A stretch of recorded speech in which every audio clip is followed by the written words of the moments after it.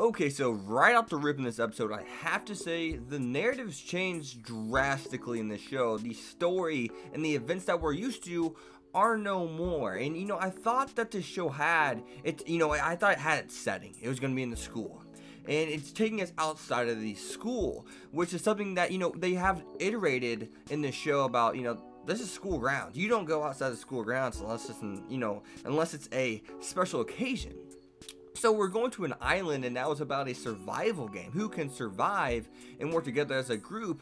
I'm wondering where, what is the be-all end-all goal of this? What is the purpose, of this? Because Classroom of Elite is a show that's carried itself seriously, and I wanted to, provide a great reason why they're throwing these kids into a survival game. I'm sure they wouldn't actually let the students die by no means, but we really have to dive into it. I think this is going to be the closing of season 1. This show is going to have to do very well and sell us on this pitch of the cruise is a big deal, but sell us on this pitch of a survival game and close out the series strong, or the season 1 strong, in order to keep us, wanting to watch more, keeping us engaged. And I'm wondering if this is gonna make just kind of make our attitude towards the show shift a different way, whether that be for good and or bad. I'm really wondering how I'm going to take this. Right now, I'm kind of like, I was heading straight up for Classroom of Elite, and now I'm still heading straight up, but it's not a straight line. I'm kind of waving up and down, on the way to the top of the chart.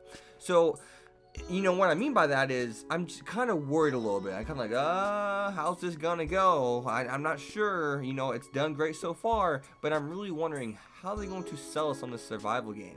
So what do you guys think of this? Do you think this is a good thing? Do you think this is a bad thing? Of course, we won't know until we actually dive into it. But are you a little nervous right now? And I would be lying to say, if I said I'm not a little nervous, I would be lying. This is kind of some territory that's really different because it's a different setting. It's a different narrative. I mean, it's the same story, but the story's changed.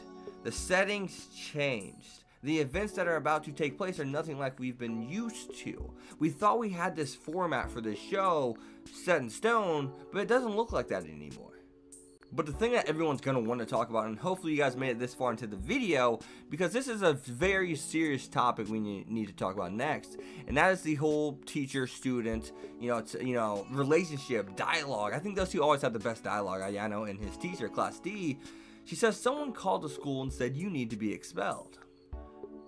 Who would do that? And this person has some kind of strong pull. Apparently this person is someone who is known, at least, or known from some kind of organization or something, so to speak. Well, whoever he is, he has some kind of footing, but yet he still doesn't have the power to expel Ayano. And his teacher says, either you try to reach for Class A, or you're expelled. I will have you expelled. And I'm like, why? What's in it for her? Why does he need to reach Class A? And I'm thinking, why? What's for her to gain? Yeah, because they'd be like, you made a Class D student and reached Class A, good job. And she gets some recognition, but there has to be more to it than that. Recognition can't have her do this alone. And we see, like, she's the exact opposite of the teacher from Snafu. She is someone who is selfish, not selfless. The teacher from Snafu would do anything to help her students. She looks out for herself. She'll help her students, but only she can gain something. We see that with Pseudo, she gained a lot of points. So I'm wondering, she says you will lose your freedom if you don't. And I'm like, loses freedom? I mean, hell, the intermission scene, guys. If you guys did not notice the intermission scene, it said students may not have any contact with outsiders. Family and friends are even forbidden. You can't have contact with family or friends. Even that is forbidden. Whoa. I did not see. If you go back and watch it, look at the intermission clip, and that's what it says about 10 minutes, 11 minutes in the show. And I was like, holy crap. So it makes me wonder if this is freedom to him. So what was his life like before? It makes you ask that question. So we also have, him threatening her, saying, if you may regret trying to manipulate me later on. So I'm really, really interested as to what that is all about. But let's hop into Sakura and Kushida. So we actually get to see the old Kushida for a little bit here, and I was kind of like, I wanted to see her. I want to know so much. Kushida has me interested. She's a yandere, someone with a split personality, and those people always have me interested because it makes me want to know, why are they that way? Why do they have two sides? Is it just because she has two sides? She says, I feel lonely whenever I'm left alone. I'm not sure. Is there more to it? Is there post-traumatic stress disorder thing going on here, or what the hell's going on here? What was Kushida's life like before this? And we see that she clearly does love Ayano, and I feel as if, because it looks like she may go in for like a kiss or something. She's like, I thought maybe you, and then she's like, never mind. And I think that maybe the second time she's done that. I'm not really sure. It looked like she's about to go in for a kiss or something. I'm not really sure. She like opened her mouth, and then she like started leaning towards him, and then she kind of like, no, never mind. So, I'm really wondering, is she going to try to manipulate Ayano because of, she's a little out there, she's a little crazy, I guess. She's a yandere. So I'm wondering, how's that going to go? And the whole soccer thing, I don't see that going anywhere. And I want to know how, class C versus D looks like that is going to become the next thing, the next fight, I guess, per se. So I'm really wondering how that's going to go. That's going to happen in the survival game, obviously.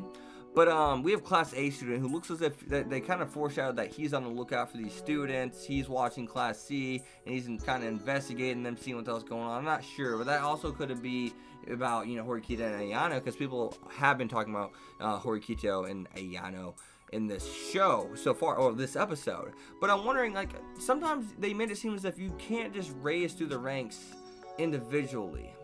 Yeah, that's what they made this show seem like early on, but I mean, the way the teacher talks about you need to at least try to make it to Class A, yada yada yada, it makes me think, wait, so can they individually make it to a higher class, or do they have to do it as a class? I mean, that's been kind of the theme. Oh, excuse me, I did not mean to do that, but that's been kind of the theme. Work together, succeed together. That's why they've been protecting Pseudo. Didn't want any of their classmates to get expelled, and that's why they went as far to plant fake cameras and everything like that. So, but this episode just kind of made it seem like the teacher makes it seem, whenever she's talking to Ayano, you can do it individually. So I'm kind of tottering on that. I don't know if I missed something, but yeah, I'm kind of on the fence with that. But I guess we can close this this episode out on a funny note, and that funny note would be Aiki freaking out because now he can call Kushida Kikyo, and she called him by his given name. And then Pseudo was like, what's Horikita's given name? Suzune. And he's like, oh yeah. Then he goes on a tangent about that. And then we have, wait, isn't Airi Sakura? I'm pretty sure, yeah, Airi Sakura. Then we have the third guy getting all dreamy over Sakura. So yeah, other than that, guys, what do you guys think of this episode? Hope you guys did enjoy the video. Hope you guys did make it this far into the video. And if you did make it this far into the video, leave down in the comments below. I'll hook you up with a trial. I'll hook you up with a trial for Crunchyroll if you don't have it. If you're someone who doesn't have a Crunchyroll account, hook you up with a couple free trials. I think I have 2 or 3. And yeah, let me know down in the comments below. See you guys next time. Peace.